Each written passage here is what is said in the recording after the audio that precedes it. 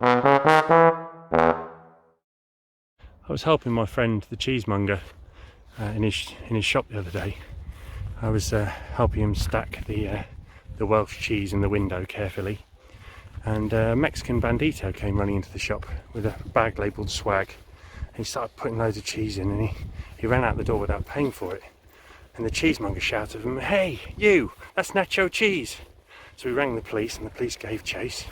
And the police got him down an alleyway with a fence at the end, and the Mexican climbed over the fence and ran off. But when he did that, he dropped his bag, and the police went to see what was in the bag, and the bag exploded, sending debris everywhere.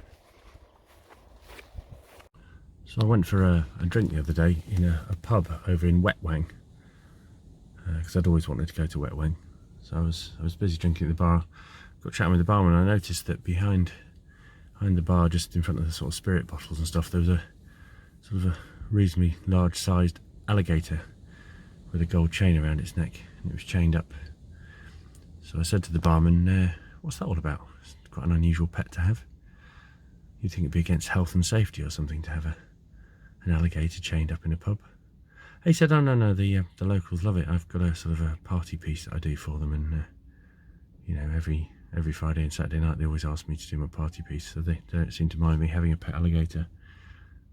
So I said, "Oh, don't think much more of it," and continued drinking. A bit later, the landlord came up to me and said, "Would you like to see my party piece?" I said, I suppose so, yeah, it'd be interesting. It's not every day you see a landlord and an alligator performing." So the landlord led the alligator around in front of the bar, so it was next to me, and pulled down his trousers and pants, and he got out his penis, and he prized the alligator's mouth open and put his penis in its mouth, and its jaws came shut, slamming down on him, and he stood there for 2 minutes just staring at me with his cock and balls in the mouth of this alligator. And after about 2-3 minutes, he broke eye contact with me, which was, I have to say, a little bit disturbing. And he reached on the bar and produced a large bottle of red wine, still had its cork in. He took the bottle of red wine, he smashed it really hard on the head of the alligator, and the alligator sprung its mouth open in shock. And he withdrew his penis from its mouth, and completely unscratched, not a single mark anywhere on any of his genitals or anywhere at all, no blood, no nothing. And he pulled his trousers and pants up, and as he was doing that, he said to me, "What do you think?" I said, "Quite an impressive trick, that." He said, "Would you like to have a go?" I said, "Well, I suppose I could give it a go, just try not to hit me quite so hard on the head with the wine bottle." I was driving down the A1 today, and there was a sign for a newly opened zoo, and I went, and was quite excited because I like zoos. And I went in, I paid, it was 15 quid to get in, got a little wristband and everything. It was quite nice. I was wandering around, looked in the first enclosure, no animals in there. Next enclosure, no animals in there either. I was getting a bit disappointed, really. I wondered whether the animals were in for feeding or something, and walked around the whole zoo. Every single pen and enclosure was completely empty. As I was leaving, I heard a woof, and I went over, and there was one pen, and in it there was a dog. It was a Shih Tzu.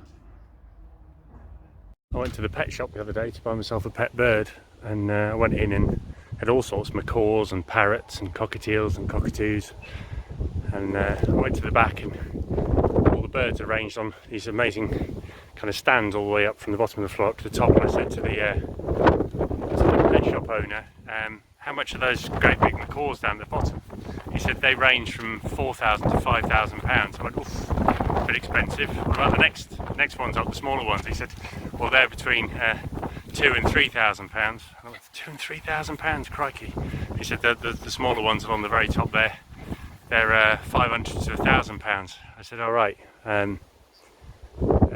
How do you accept payment?" He said, "Generally it's just cash. Cash is the only thing I'll take." I said, "Have you got anything on hire purchase?" He said no, but I've got some budgies going cheap. A guy down the pub the other day who reckoned he could turn his dog into a blacksmith. So I bet him 20 quid that he couldn't. The guy got a cigarette lighter out of his pocket, held it under his dog's testicles, and woof, He made a bolt for the door. What's the difference between a buffalo and a bison? You can wash your hands in a bison. The other day I was washing the car with my son, and about halfway through he said to me, "Dad, can we use a sponge?"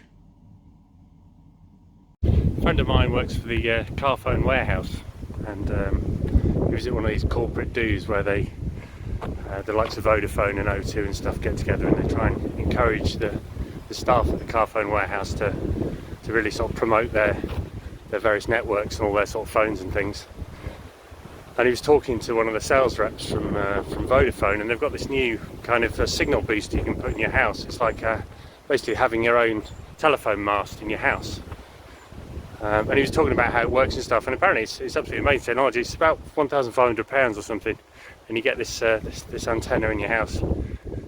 And the guy from Vodafone was explaining how they've actually built artificial intelligence into it, to the point now where the telephone masts are actually conscious beings. They actually experience emotions and all sorts of things, and the AI is normally just used to detect the strongest signal, and also to kind of get a feeling for what people are actually wanting to use the telephone network for. Anyway, he said this AI is so advanced now that some of these antennas, as they're sat on the shelves in the Vodafone stores, have actually started developing relationships with one another. They don't really know whether it's they don't really have any concept of sex, so it's a bit of a strange one to sort of classify the types of relationships they're forming. But two of these antennas in the Woking store, their relationship's gone so far they actually arranged to get married with one another. And my friend from the Carphone warehouse sat down, had a few drinks with them, and he got on really well with them. They invited him along on their big day. So he didn't get invited to the ceremony, but the reception was brilliant.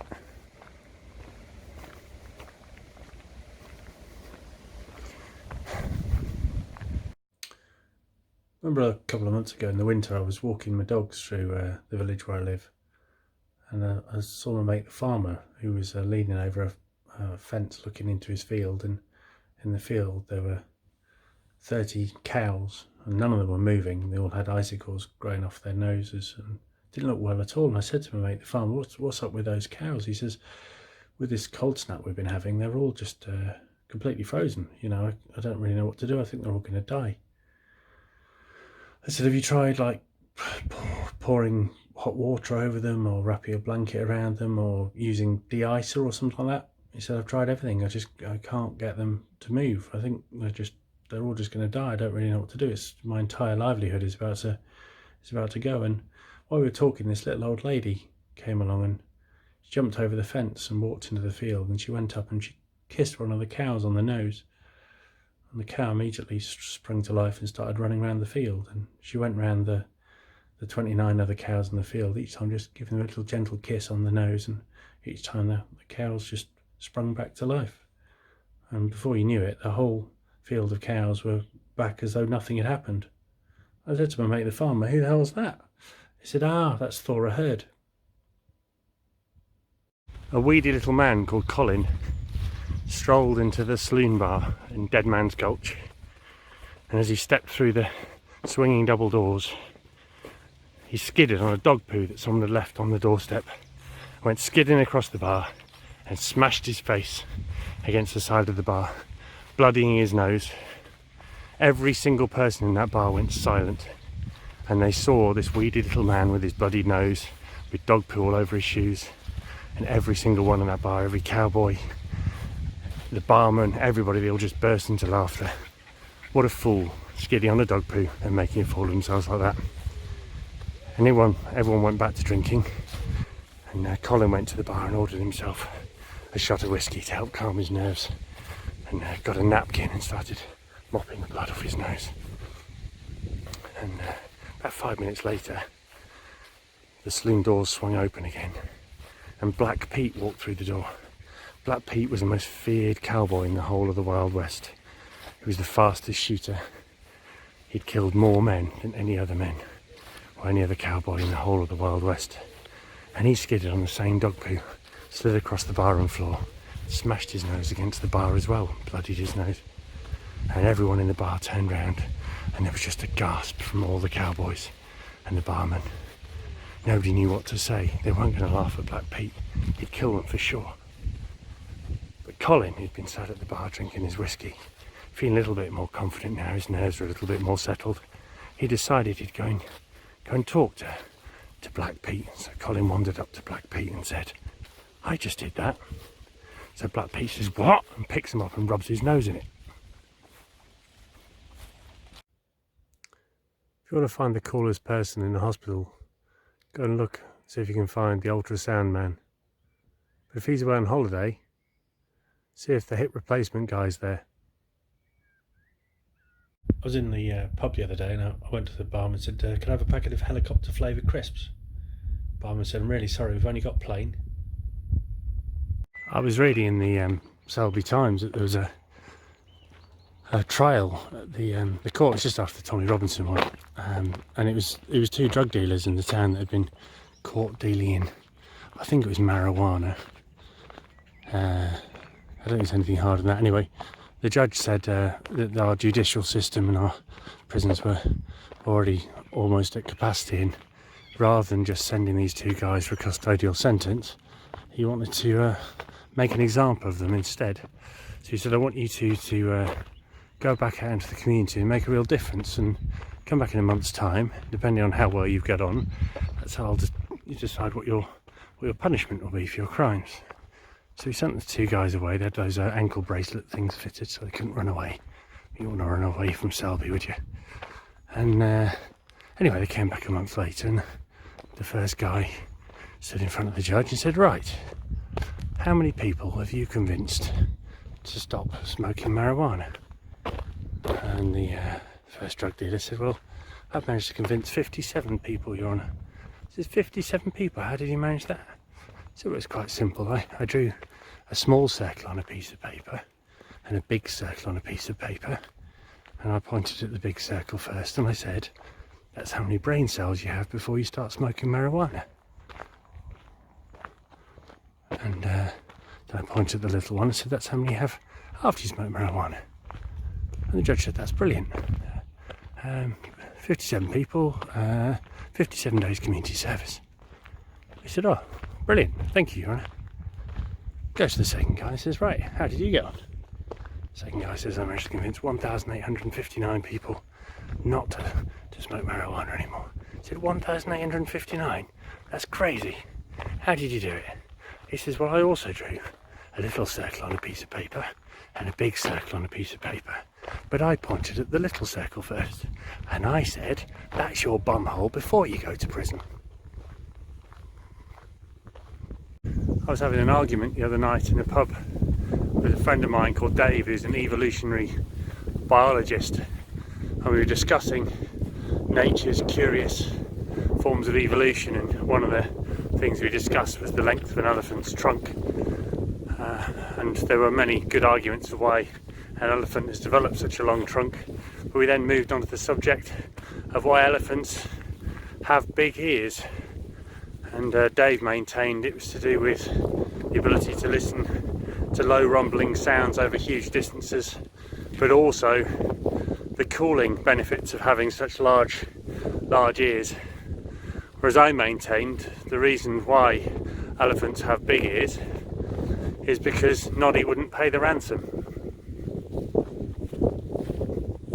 I was talking to my brother the other day about his work. He's a general practitioner, so he gets a lot of kind of patients and weird stuff coming into his surgery, and I said, "Have you seen anything funny recently?" He said, "Oh, worst thing I've ever seen." I said, "What's that?" And he said, "Well, a couple of weeks ago, a young guy came in. He just newlywed guy. He's only been married sort of 3 or 4 weeks when he came into the doctor's surgery. And this guy had apparently just come back off honeymoon. He'd been to, I think it was ballooning or hot air ballooning over the Serengeti. That's what my brother said, yeah. So him and his newly married wife had got into a hot air balloon, had gone on one of these balloon safaris. And after like half an hour of going out over the savannah, the balloon had crashed, and the pilot had to leave them to go and find help, to go and get them rescued and everything, and the radios weren't working, mobile phones weren't working, in the middle of nowhere, and the balloon pirate disappeared. And 2 hours later, 2.5 hours later, this guy was still sat there with his wife, and they were getting increasingly worried. So they decided the best thing to do was to leave his wife with the balloon, and then he would set out on foot and he would try and summon some help. So he went wandering out. Anyway, to cut a long story short, he came in to see my brother. He said to my brother, I've got a bit of an embarrassing problem. Brother said, what's the problem? He said, well, I think I'm going to have to show it to you.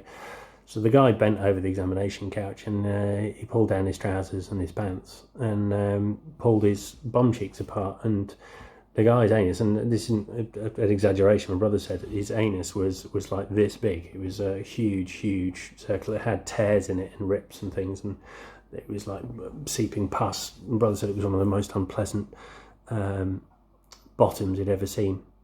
He said to the guy, well, what happened? You went to get help. Surely this isn't normal. And the guy said, well, as I was trying to get back to base camp, I got cornered by a gang of bull elephants, and they took it in terms to rape me. And my brother said, oh my God, that's really, really horrible. I can't imagine anything much worse than being gang raped by a bunch of bull elephants. My brother said that the weirdest thing was it was almost like he suddenly had a vision of David Attenborough or Chris Packham doing one of these nature documentaries, and he definitely remembered having seen elephants mating in the wild. And he said to the guy, I'm really, really sorry about this, and I'm sorry to ask, but I thought like an elephant's penis was really, really long and thin. Did like multiple elephants rape you at the same time? And the guy said, no, nothing like that. They fingered me first. A friend of mine and I got invited to a fancy dress party the other week when we were out. And obviously you can't just rock up at a fancy dress party unless you've got a costume. So as we arrived at the household or the address where this party was, I stripped down to my Y fronts, and my friend Dave got his girlfriend to jump on his back so he could give her a piggyback, and we went and rang on the doorbell. And when the host of the party came to the door, they looked a bit angry that we'd shown up at the party and we hadn't really made much of an effort. And the host looked at me and said, what are you supposed to be? I said, well, I'm a premature ejaculation. He says, how do you work that one out? I said, well, I've come in my pants. And he looked at my friend Dave and said, what are you supposed to be? He said, I'm a Teenage Mutant Ninja Turtle. This here on my back is Michelle. My brother and I grew up in Norfolk, and as you probably know if you've ever been to Norfolk, it's sort of an agricultural area, lots of inbreeding, that kind of thing, classic English agriculture. And as we grew up, we sort of developed hobbies and interests. I was a Sea Scout and things, and my brother was in the Sea Scouts. My brother got into bird watching, but at a fairly early age he started to get quite obsessed with farm machinery. He would get sort of farm machinery weekly and agricultural contraption monthly, and he would buy all these magazines. He would cut out the pictures, and he'd then stick those pictures up on his bedroom wall. And this went on for ages and ages and ages. I mean, right until he went off to university. I think he was picked on in university because while most guys were out drinking and meeting ladies, my brother was going to agricultural shows and looking at the latest Massey Fergusons and John Deeres and the occasional New Holland, although he was never a big fan of New Holland tractors. He always said they were a bit American, a bit trashy, not like classy Massey Fergusons or your classic John Deeres. Anyway, my brother eventually met a girl at university and they ended up getting married, and things went by. They had a kid and stuff. And then one day I met my brother in Norfolk. We went to the Woodlesford Brewery, and we were sat there in the beautiful little thatched pub there with the brewery just behind it, having a pint. And suddenly one of the barmaids came running out shouting, "Fire, fire, fire!" And we sat there, and my brother, cool as a cucumber, finished his pint of wherry and just wandered into the pub as cool as a cucumber. And the pub, there was smoke everywhere, there was fire, the thatch was on fire and everything. I've always questioned whether thatch is really a good thing to make ruse out of, really, with it being with a dead cat and some piss in there and all the other stuff they put in. It's all a bit weird. Anyway, my brother walks in, and about 5 seconds later, all the smoke suddenly disappears. There's no smoke coming out of any of the windows or the chimneys or anything. It all looks like the fire's gone out, and the thatch roof is smouldering, but not masses of smoke. And my brother walks back into the beer garden. He sits down next to me and he goes, and all the smoke that was in the pub seemed to just come out of my brother's lungs. It was almost like a miracle. It's the kind of thing Jesus would have done. Only my brother isn't Jesus. And anyway, he blew all this smoke out. And the barmaid come over and said, "I can't thank you enough. You've saved this historic landmark, this famous pub with the famous Woodleford Brewery attached to it. You know, I've never seen anything like it." I said, "Oh, it's easy to explain. He's an Extractor fan." I was in Goole a couple of days ago for the annual World Fish Eating competition. It was very, very nice day out. Lots of kind of competitors, lots of people watching. It was quite interesting. Bought a t-shirt and a hat, that kind of thing. Final was good as well. There was a guy, I think he's won it a couple of years before, a guy called John Hicks from Scotland. And he was against Sven Göransson from Stockholm in Sweden in the final. I remember they brought out this big plate of fish for each of them, sat them down in front of each of the finalists, and just as they started, I think they had 60 seconds to finish this plate of fish. Haddock. No, it wasn't haddock, it was tench. It was tench. And John Hicks from Scotland, he bit into the first fish and his front tooth cracked. It was a horrible mess of blood everywhere, and they looked around. They didn't want to disappoint the crowd, so they said, well, as John Hicks can't continue because he's in so much pain, Sven Göransson will win or be crowned the World Fish Eating Champion. All he has to do is finish his plate of fish. So Sven tucked in. We got a lovely afternoon watching the canny Swede eat his fish. They call him the canny Swede. It's quite funny because canned fish. Anyway, he finished it, and the headline in the World Fish Eating Journal the following day read 1, 2, 3, 4, 5 Hicks, Sven 8, 9 Tench. A couple of interesting things about Mahatma Gandhi I was reading about the other day. I didn't know this, I always thought he was a vegetarian, but apparently actually Gandhi had quite a high protein diet.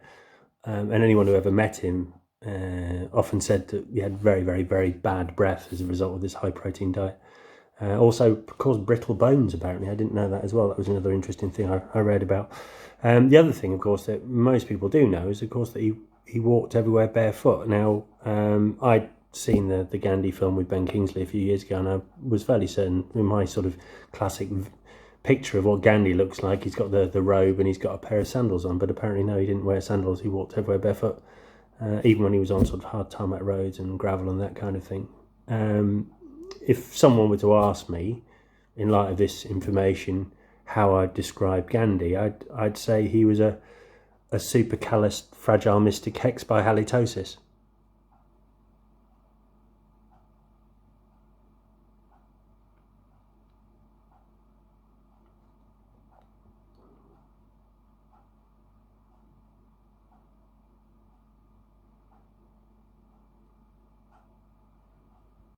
I was watching a documentary last night on Sky Arts, I think it was, and it was all about cartoon series, and they had some of all the ones I remember from my childhood, like Yogi Bear and Top Cat and Tom and Jerry and these sorts of things. And the documentary was talking about the sort of legacy left behind by the great cartoon companies. I remember Hanna-Barbera, one of my favourites. They did that Captain Caveman and Hong Kong Phooey and that kind of thing. And they were saying that despite, Xboxes and the internet and everything, actually there's been a massive resurgence in the popularity of these cartoon series, particularly over in the Middle East, which surprised me because I think culturally the Middle East is very, very different to sort of 1970s and 1980s America, but apparently it's found a new audience, and there's quite a strong fan base growing over there. But they have found that because of the cultural differences, there are some kind of cartoons that work over in the Middle East and other ones that don't work in the Middle East. Good example, for instance, would be the Flintstones, for instance. They've found that people in Dubai don't like the Flintstones, and yet people in Abu Dhabi do.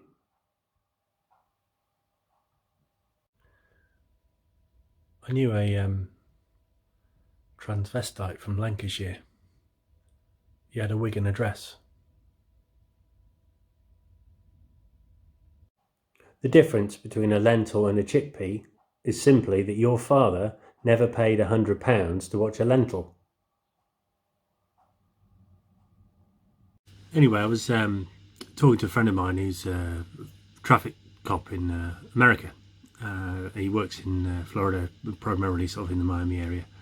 He's one of these, a bit like Chips, the guys on the motorcycles. He's one of those sorts of guys. Looks like he should have been in the Village People.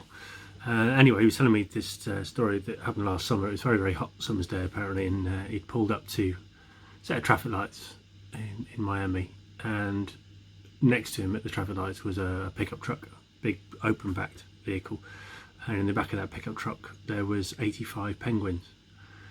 These 85 penguins looked visibly upset by the warm weather. Obviously, penguins normally live in cold places. This was a baking hot summer's day in Miami, and these 85 penguins sat in the back of a pickup truck looked suitably annoyed. I've been to Miami, I was annoyed all the time, but that was nothing to do with the weather. Anyway, the policeman knocked on the door of this pickup truck and he said to the driver, "Excuse me, are these your penguins?" And the driver said, yeah, these are my penguins. He said, it doesn't seem like a very good idea driving a bunch of penguins around on a baking summer's day in Miami. I don't know much about penguins, but I would suggest that penguins are more used to sort of Arctic style climates. This is far too warm for them. They look like they're going to die any minute. And the owner said, "Well, they're my penguins, I can do what I want with them." The policeman said, "Well, I'm not having this. So what I want you to do is drive straight to the Miami Zoo. I want you to take your penguins straight to the zoo. Otherwise I'm going to arrest you." I argued for a bit, but my friend said that he managed to convince him that it was the right thing to do. So he took the penguins to the zoo, and my friend apparently followed him on his Chips style motorcycle right up to the gates of the zoo. The man drove through with his pickup truck.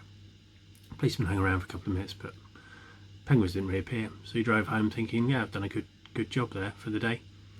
Anyway, the following day he pulled up the same set of traffic lights, and the same pickup truck was there, and the same penguins were in the back of it. So 85 penguins in the back. Again, it was a boiling hot summer's day.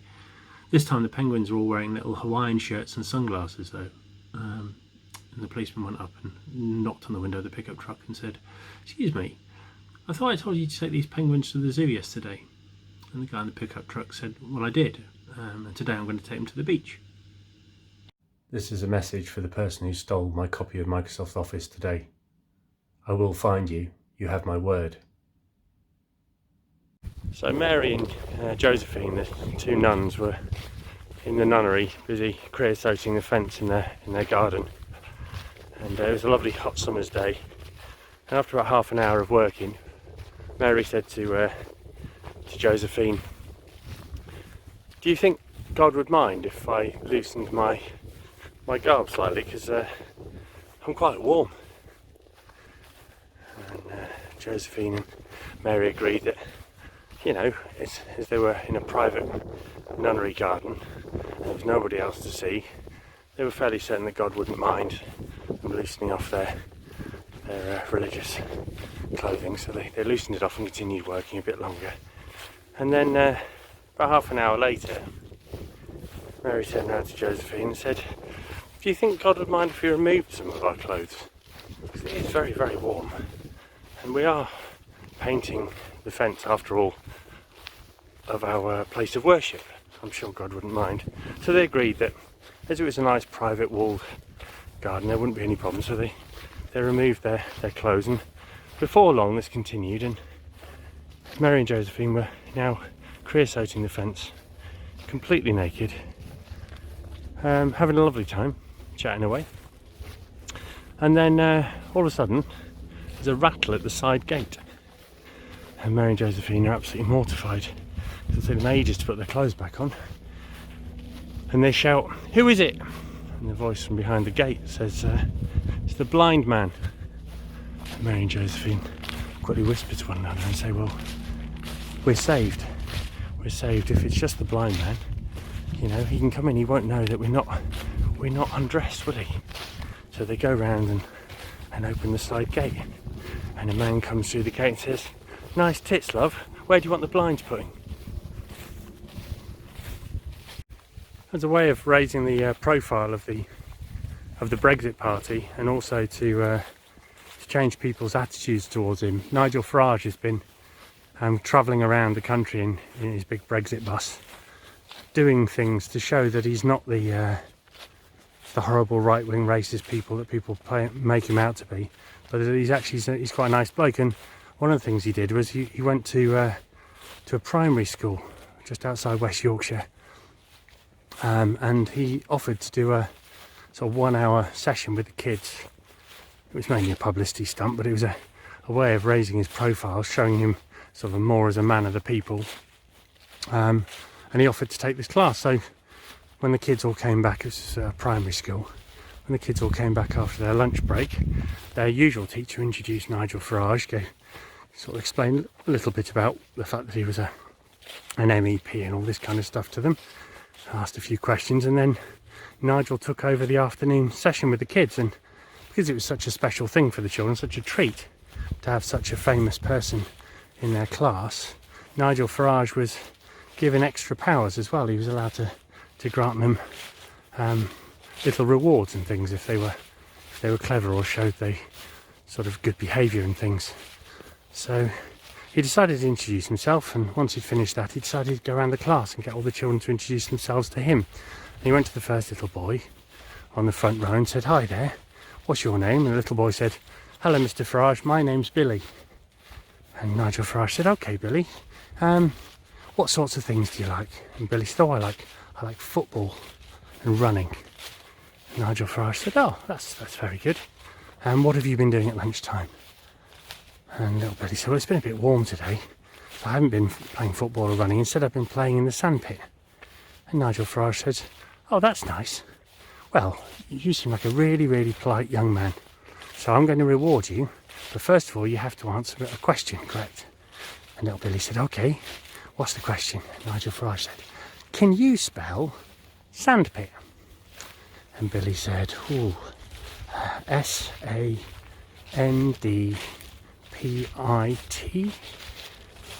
And Nigel Farage looked up at the teachers, and the teachers nodded in a way that said, "Yes, Nigel, that's how you spell sandpit."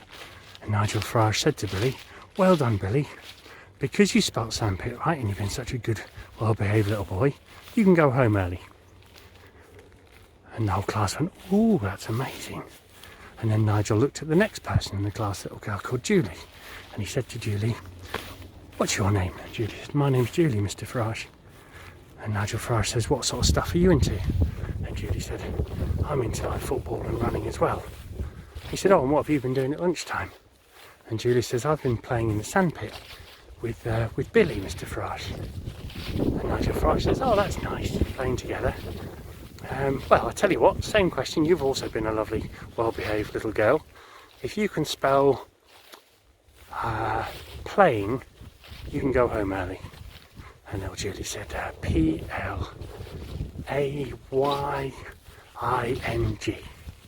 And Nigel Farage quickly looked up at the teachers to make sure that's how you spelled playing. And everyone nodded. And Nigel Farage said, "Well done, Julie. You can go home early too." He then turned to the next little boy on the front row, a little boy called Abdullah. And he said to Abdullah, "What's your name?" And Abdullah said, "Abdullah, Mr. Farage." And Mr. Farage says, "Right, what sort of stuff are you into, Abdullah?" And Abdullah said, "I'm into football and running as well." He said, "Oh, very, very nice. And what have you been doing at lunchtime?" And Abdullah said, "Well, Julie and Billy wouldn't let me play in the sandpit, Mr. Farage, so I've been sat on my own. It's not been very nice." And Nigel Farage says, "Oh, that's awful. That's an example of deep-rooted racial prejudice. And I tell you what, if you can spell deep-rooted racial prejudice, I'll let you go home early." Apple pie costs £1.80 in Jamaica. cherry pie costs £1.30 in Trinidad, and mince pies are £1.78 in Barbados. These are the pie rates of the Caribbean. Went to a funeral the other week. It was very sad. A friend of mine, an Italian guide, been living in the UK for the last 40 years, runs a pizza shop in Nottingham, just outside Pontefract in Yorkshire. And his family had found his body and stuff. It was very gruesome. He was laying down behind the counter and it was covered in mozzarella and peppers and pepperoni and tomato sauce. The inquest said they think he probably topped himself. So there were these two prawns. One of them was called Keith, the other one was called Christian. And the two prawns were sat one day in the prawn cocktail bar, and they were discussing the perils of being a prawn and how they're quite low down on the food chain, and you know, wouldn't it be great if they could be more ferocious and maybe more predatory, you know, like a shark or something.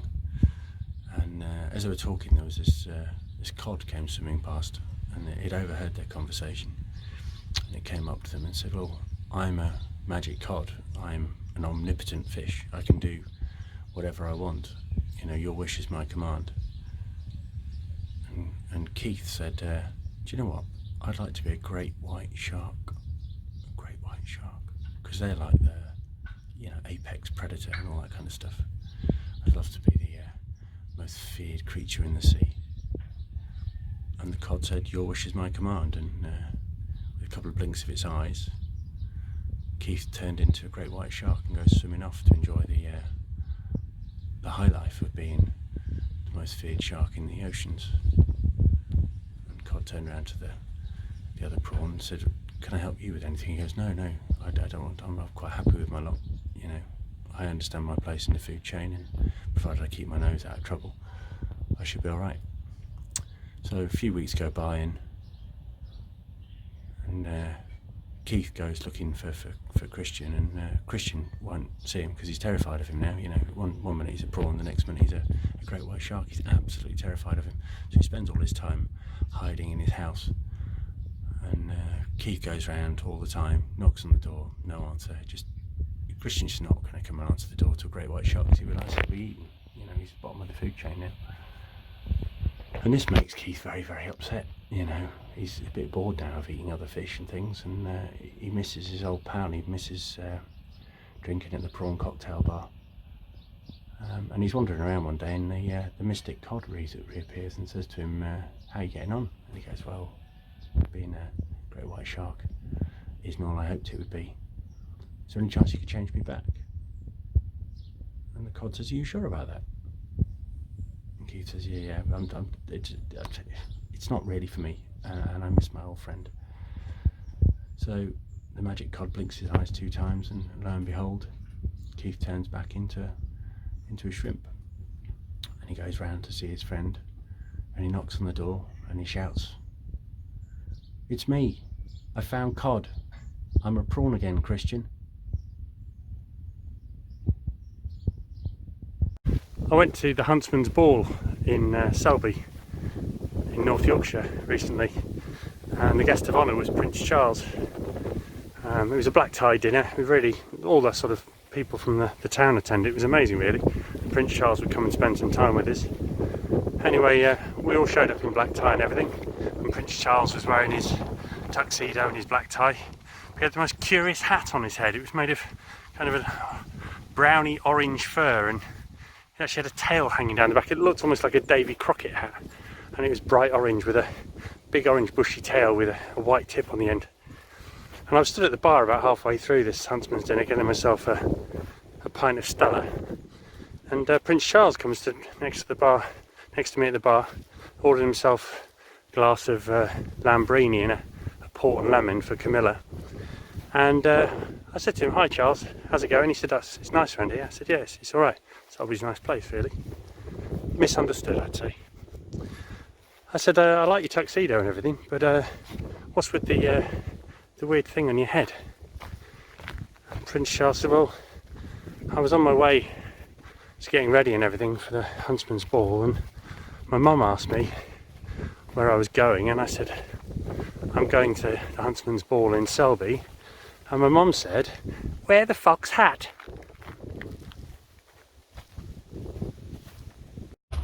How many psychiatrists does it take to change a light bulb? One. But it really has to want to change.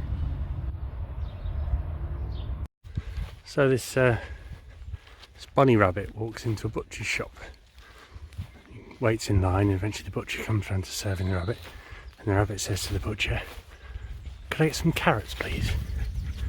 And the butcher says, I'm really sorry mate, this is a butcher's shop, not a greengrocer's. You need the greengrocer's a couple of doors down. They'll be able to sort you out some carrots. Rabbit says, I'm really sorry, and leaves the butcher's, and the butcher goes about his work, and an hour later, same rabbit comes back in again, gets in the line, queues up. Butcher says, hello again, how can I help you? And the rabbit says, I'd like some carrots please. And the butcher says, weren't you in like an hour ago? Rabbit says, yes. And the butcher says, well, I told you an hour ago, we don't sell carrots, this is a butcher's shop. If you want carrots, you need to go to greengrocer's a couple of doors down. Rabbit says, really sorry. Disappears again. Comes back about, I don't know, an hour later again. Queues up, goes to the front of the queue. Butcher says, what do you want? He says, you got any carrots? Butcher says, you know, you're wasting my bloody time here. If you come back in here one more time and you ask for bloody carrots, I'm going to get some nails, I'm going to nail your ears to that door. And the rabbit goes, oh, I'm really sorry, just wanted some carrots. Anyway, the rabbit leaves. Comes back about an hour later. Butcher says, right, what do you want? Rabbit says, have you got any nails? Butcher says, nails? No, this is a butcher's shop. So the rabbit says, oh great, have you got any carrots? I was playing a gig the other week with my brother at a small real ale pub up in North Yorkshire, and we'd shown up sort of mid-afternoon to set up the gear. It was a lovely sunny day. We were busy setting up all the PA and the instruments and stuff and getting tuned up, and the barman shouted over, and we were doing the gig as a favour for him, and he'd offered to give us free beer. So he said, you know, would we like to get some free beer? So we looked through the list of beers. I had a pint of Timmy Taylor's Landlord, which is one of my favourite beers. My brother chose a pint of Whitbread. Whitbread's one of those beers you don't see that often nowadays, but my brother chose it for old time's sake. Barman poured these 2 pints and set them up on the bar, and they looked absolutely gorgeous. You know, it was a hot day. These pints looked like the most refreshing thing ever. We were just about to drink them, and the sound engineer gave us a shout and told us that we need to go on and sound check. So we went off, left our pints on the bar, did our sound check, and came back. It must have been maybe 5-10 minutes later. We returned to the bar, and our 2 pints were still sat there. My pint of Timmy Taylor's Landlord looked gorgeous, still had a lovely creamy head on it. Really, really nice looking pint. My brother's on the other hand had lost his head and looked flat, and it had little brown bits floating around in it. It looked disgusting when he held it up to the light. It looked like the beer had turned. So we said to the barman, can you tell us what's happened? Because you poured this pint before we went off on a sound check, and we've come back, and now it looks absolutely revolting, completely undrinkable. Barman says, well, bit of a weird one this, but you see the woman over there in the corner of the pub? And my brother looked round and went, which woman? He said, the very large woman over there. And my brother went, yeah. He said, well, while you were on stage doing your sound check, she came over and she lifted your brother's pint off the bar and placed it on the floor. She then squatted down over it, and she passed wind into the pint. I mean, it was a real eggy kind of, oh God, it was disgusting. I was nearly sick just from the smell of it. And I said, what? He said, the woman over there, the big woman over there, while you were out sound checking, she took your brother's pint on the floor, squatted over it, and she did an eggy trump into it. I said, that's absolutely disgusting. And I was disgusted. My brother was absolutely furious. So he storms over to the corner of the room and he says to her, you fart my Whitbread? She says, no, I'm Tessa Sanderson. Anyway, there was this priest and a Tibetan monk, and they were having breakfast together, and the priest was making them both some toast. And he was busy spreading margarine on the toast, and when he glanced down at at the tub of margarine there was the image of Jesus Christ, and he turned around to the Tibetan monk and said, look, it's Jesus Christ. And the Tibetan monk said, I can't believe it's not Buddha.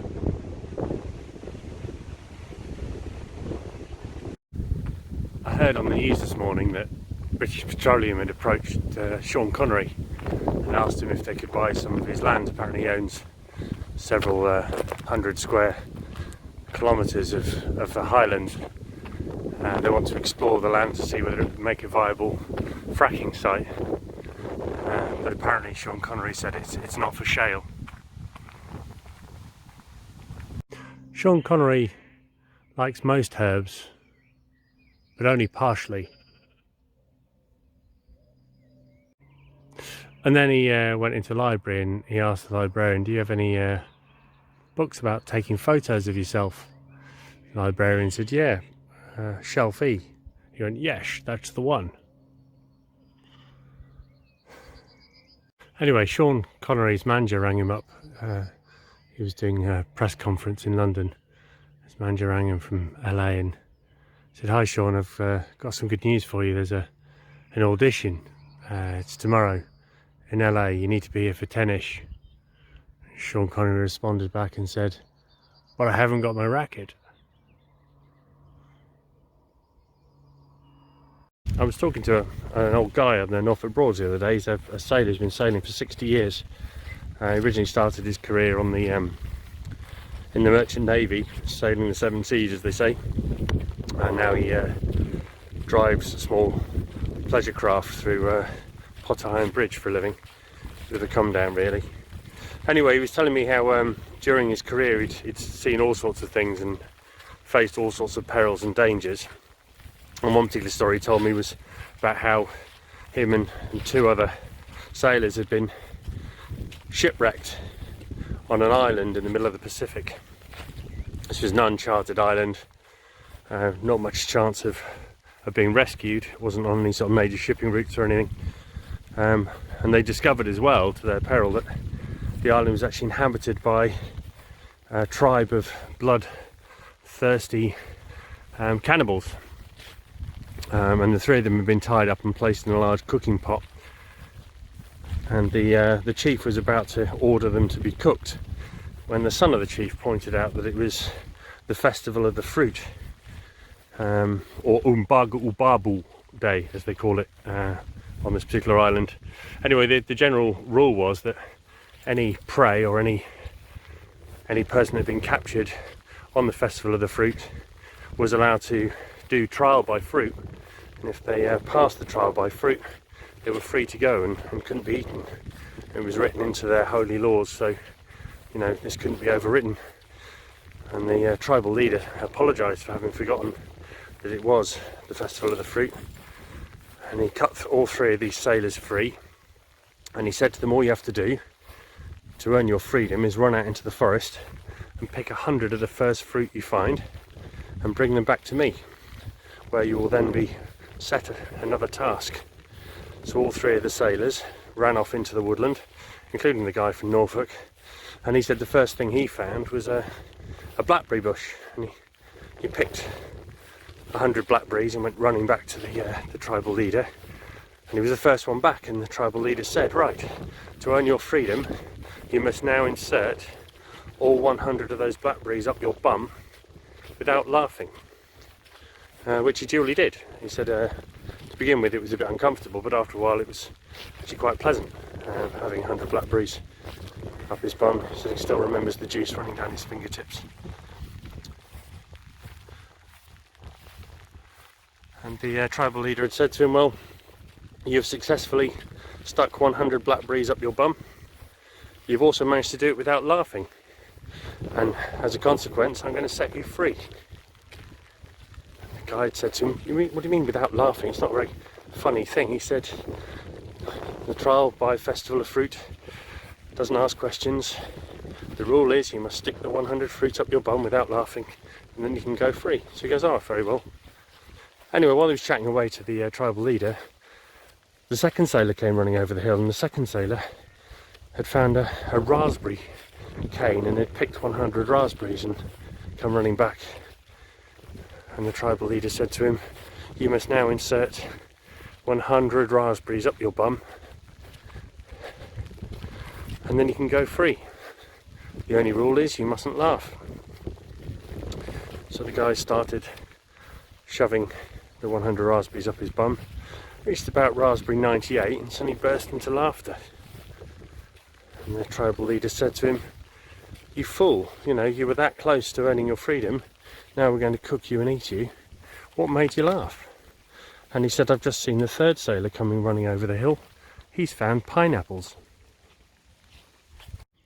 I've recently been entering my pet snail Gordon into snail racing competitions, and it's not been doing really well. So the other week I decided I'd make some sort of racing modifications to it. So I took its shell off and entered it into the next race, and if anything it was more sluggish.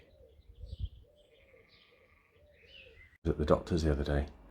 I went into his surgery and sat down. He asked me what the problem was. I said, "Well, the main issue is that I'm sneezing all the time. I can't stop sneezing."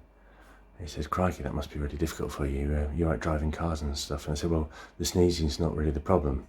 The bigger issue is actually that every time I sneeze I have an orgasm."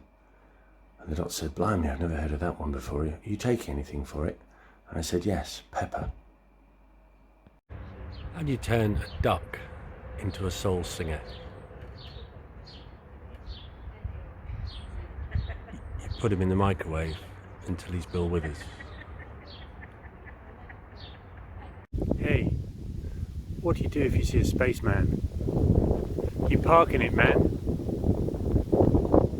There was this guy called I think his name was Miles, and he went into this very sort of popular restaurant in York. It's like a French restaurant, and the French restaurant kind of specialises in seafood. It's really good restaurant. It's got a 5-star TripAdvisor review and everything. It's really good. Also 5-star hygiene rating as well, which is pretty good for any restaurant these days. And Miles, I think, was quite a regular in this restaurant anyway. He goes and takes his goes and sits at his table, and the head waiter, a guy called Gervais, who's a French guy who I think his parents set the restaurant up a few years ago. He said to Miles, "You know, what would you fancy tonight?" And Miles said to Gervais, "You know, I quite fancy some squid. I've not had squid for a while." And Gervais said to Miles, "Well, come over to the fish tank, and you can come choose your squid, and we'll fish it out. We'll prepare it for you, fry it in some nice batter with a bit of garlic and butter. It'd be lovely." So Miles went over to the tank, and there's loads of squid swimming around, and at the back there was a small one that looked very different to all the other squid. For starters, it was a lot smaller. It was a tiny little runt of the litter sort of squid. It's also funny, sort of tinged with sort of a apple green colour. It was a very odd, unusual colour for a squid. And the other thing that was a bit weird is it had like a cleft palate. So it had like a little thing in its little beak, a little line up there, like a hair lip type thing. And Miles said, I think I'll have that one. I've never seen a squid like it." Gervais said, "Are you sure? It's quite an unusual thing. We were, not really planning on cooking that one. It's a bit of an odd looking squid, almost unappetizing looking." Miles said, No, I think I'll try it. Might be different." So Gervais went and got the little fishing net and fished this little deformed squid out of the tank.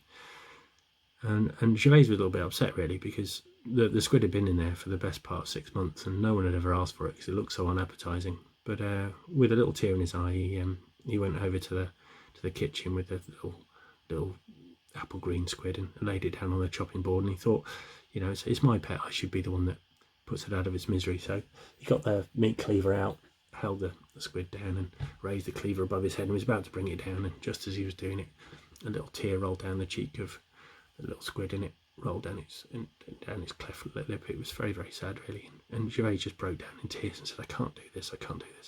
And then he said, right, well, I've got to prepare food for Miles. So he shouts over to the German guy who cleans the dishes. Hans Gruber, his name was. Hans Gruber, that's right. And Hans comes over and he gets the meat cleaver, and he lifts it above his head, and he's about to bring it down on this little deformed green squid, and he can't do it. It's too upsetting for him. And so Gervais and Hans go back out into the kitchen, and They say to Miles, we're really, really sorry, but you're going to have to choose another squid or choose something else off the menu because we can't bring ourselves to kill the little deformed squid. It's a very sad little story. And I suppose the moral of the story is that hands that do dishes can feel soft as Gervais with Miles' green hairy lip squid. There were 3 moles digging a tunnel. There's a mummy mole and a daddy mole and a baby mole. They're busy digging away through their tunnel. And mummy mole's at the front and daddy mole's in the middle and baby mole's at the back. And baby mole shouts up, "Mummy!" Mummy mole turns around and says, "What is it?" Baby mole says, "Can you smell sugar?" Mummy mole says, "No, I can't smell sugar. Come on, get on, we've got to dig this tunnel." So they continue digging, and a couple of minutes later, baby mole says, "Daddy?" Daddy mole turns around and says, "What is it?" Baby mole says, "Can you smell sugar?" Daddy mole says, "No, I can't smell sugar. Get on with digging the hole." So they continue digging their tunnel. A couple of minutes later, baby mole says, "Mummy, Daddy, I can definitely smell sugar." Daddy mole says, "It's not sugar you can smell, it's molasses." A friend of mine runs a pub, and a few months ago his pet Alsatian ran out of the backyard and into the road and was hit by a lorry, and the lorry almost tore the dog in half. It was really quite horrible. And the dog was quite a popular dog in the pub. He used to come around and people used to feed it peanuts and sort of crafty drinks of beer in the summertime. So they had a wake in sort of memory of the dog, and at the end of the wake, when everyone had left the pub, the barman had finished clearing up and just locking the doors. The pub was empty, and all of a sudden a ghost came floating through the locked doors. And the barman was obviously taken aback, and he said, "Who are you?" And the ghost said, "I'm the ghost of your dog. Unfortunately, they won't let me into doggy heaven because of the violent nature of my death. The fact that I was torn asunder means I'm no longer a complete body, and as you probably know, in the ancient doggy religion, you can only get into heaven if you're a complete soul. I need your help to find my remains. I have my top half, I cannot find my bottom half. Until I find my bottom half, I will forever haunt this pub." And the landlord says, "I'm really, really sorry, but we don't retail spirits after midnight." I remember when I was 21, I took a summer job going door to door selling biscuits all around the neighbourhood. I remember I called at this one house, and I'll never forget, there was this little boy came to the door, and I said to the little boy, "Hi there, is your mum in?" And the little boy said, "Yes." I said, "Oh, great. Can I speak to your mum then?" And the little boy said, "No." I said, "Well, why not?" And the little boy said, "She's very busy." I said, "All right, that's fine. Is your dad in then?" The little boy said, "Yes." I said, "Oh, great. Can I speak to your dad then?" The little boy said, "No." I said, "Well, why not?" The little boy said, "He's very busy." I said, "Right, okay. Have you got any older brothers or sisters?" The little boy said, "Yes, I've got an older brother." I said, "Oh, brilliant. Can I speak to your older brother?" The little boy said, "No." I said, "Well, why not?" He said, "He's very busy." I said, "I think I'm wasting my time here. Just before I go, are there any other adults at all in the house I could speak to?" The little boy said, "Yes." I said, "Oh, great. Who?" And the little boy said, "There's 2 policemen and a fireman." I said, "Right, 2 policemen and a fireman. That's brilliant. Can I speak to either of the policemen or the fireman?" The little boy said, "No." I said, "Well, why not?" The little boy said, "They're very busy." I said, "Right, okay." I said, "You're telling me there's 6 adults in your house and they're all too busy to come and speak to me. What the hell are they doing?" The little boy said, "Looking for me." I used to play triangle in a reggae band. I used to stand at the back and ting. Many of you probably know the song Nelly the Elephant, very famous song, obviously made very famous by the Toy Dolls, who did that raucous cover of it in the sort of early 1980s. What many of you don't know is that Nelly the Elephant was actually based on a real elephant, a real elephant that lived in in Africa in the 1970s, and was often put out onto display during sort of public events and things. She was almost like a celebrity elephant in Africa at the time. And in the, so I think it was in the early sort of 1980s, Nellie unfortunately got diagnosed with stage 3 trunk cancer. And she'd gone to the doctors. She'd been not feeling very, very well for a few months, and the doctor had diagnosed it and gave her only a month left to live. And apparently the doctor had said to Nellie, you know, what is your dying wish? And Nellie had said that the one thing she wanted more than anything else, as she'd been kind of like a celebrity elephant, was that because she'd spent so much time with humans and so little time with elephants, she'd like to go and actually rest with the other elephants, her brothers and sisters, in the Great Elephant Graveyard. And the doctor said, the Great Elephant Graveyard, that's not somewhere I've ever heard of. And Nellie said, yeah, legend says there is a Great Elephant Graveyard where the bodies of all the elephants over the years have gone to die. And I think, you know, for my own peace of mind, I think that's where I would like to spend my last sort of waking minutes or hours or however long. And that's well, that's a very nice thing to do. I wish you all the luck, and I'm really, really sorry to break this horrible news for you. And Nellie had packed her trunk and left the doctor's surgery and gone searching for the Great Elephant Graveyard. Now, unfortunately, elephants can't write, so there was no actual documentation or information about where the elephant graveyard was. So she began by just wandering around the countryside in Africa, just randomly stopping animals. So an antelope, for instance, and saying to the antelope, excuse me, could you tell me where the Great Elephant Graveyard is? And the antelope, obviously being an antelope, said, well, I'm really, really sorry, I can't really help you. I don't know where the Great Elephant Graveyard is. I can tell you where the antelope crematorium is, but I don't really know much about elephant history or elephant folklore, so I'm sorry, I can't help you. And Nellie ended up walking around Africa for a good week or so, trying to find this Great Elephant Graveyard. And everywhere she went, it was the same answer every time. Excuse me, can you tell me where the Great Elephant Graveyard is? No, I can't help you, I'm a rat. You know, she had real problems. So, sort of thinking laterally, Nellie figured that, well, you know, there are African elephants, but there are also Indian elephants. So she decided to walk over to Asia, and she started wandering around the Asian continent, asking animals there. So she went to China and she asked pandas, and she went to Russia and she asked bears, and every time, same answer she got in Africa. You know, she said to the bear, excuse me, can you tell me where the elephant graveyard is? And the bear said, I'm really, really sorry, I can tell you where the Black Bear Mortuary is, but I can't tell you where the elephant graveyard is. I'm sorry, I can't help you. And another week or so, she wandered around Asia asking everybody if they knew where the Great Elephant Graveyard is, and unfortunately no one could help her at all, which was really quite sad. She ended up in North America. To cut a long story short, she's wandering around North America asking raccoons, and, you know, walked up to ask polar bears. Nobody seemed to know where the Great Elephant Graveyard is, and she was getting desperate now. So she jumped on an aeroplane. It was a jumbo. She flew to Spain. She walked around Spain talking to native fauna, asking them if they knew where the elephant graveyard was, and there was nothing. No one knew. It was really, really sad. She asked a bull, excuse me, can you tell me where the Great Elephant Graveyard is? And the bull said, no, I'm sorry, I don't know where that is. And she only had like a few days left to live, and she ended up getting a flight to the Midlands, cheap flights to Birmingham, East Midlands Airport.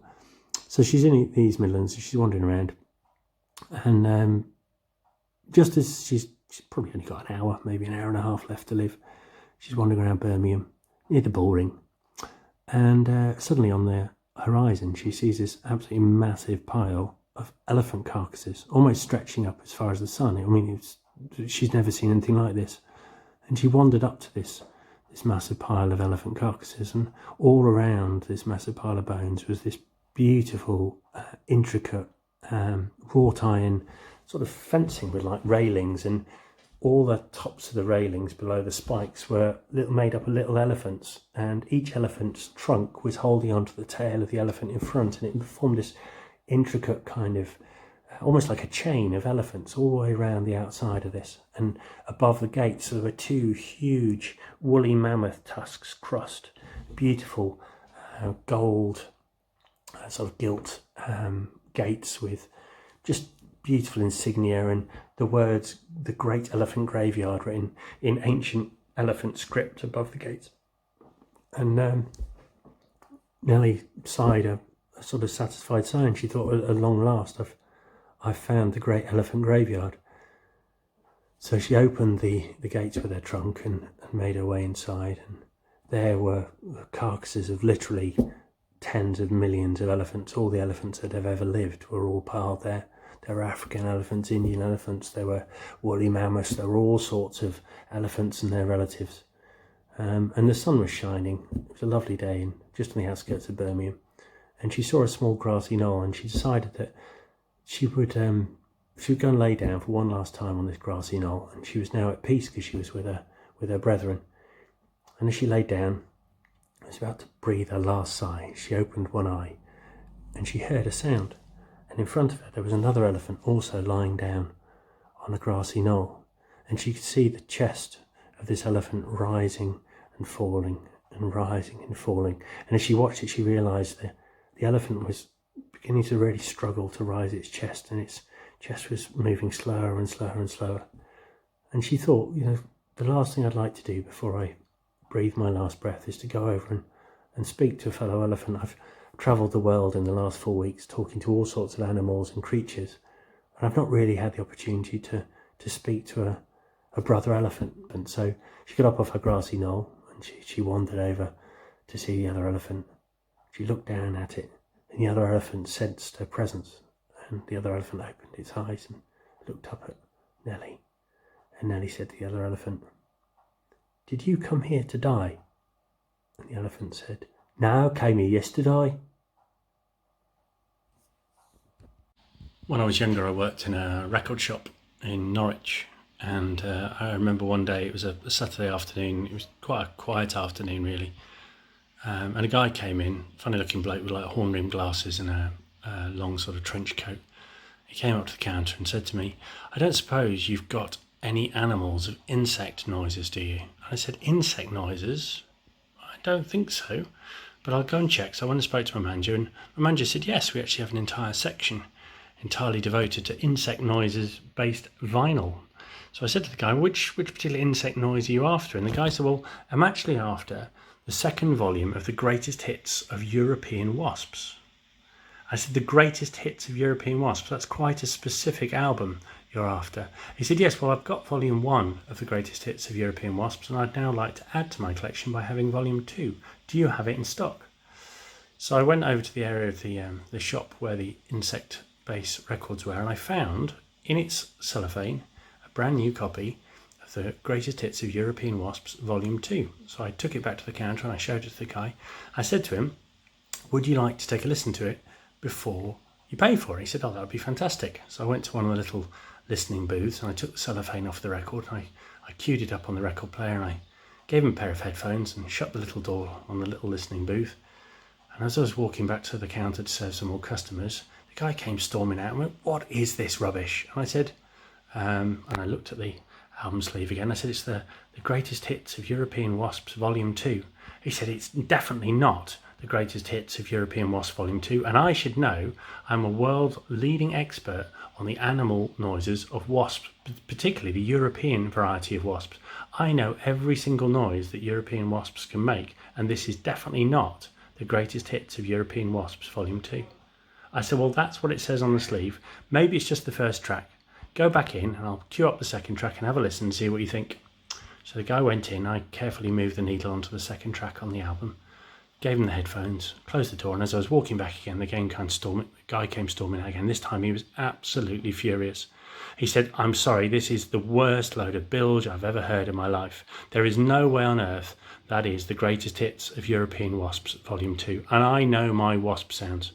My manager overheard us arguing over this, and he came over and he said to the guy, "What seems to be the problem?" The guy said, "Well, I am one of the world's leading experts on the noises that European wasps make, and this album that you are telling me is the greatest hits of European Wasps Volume 2 clearly is not wasp music or wasp sounds, because I know what wasp sounds sound like.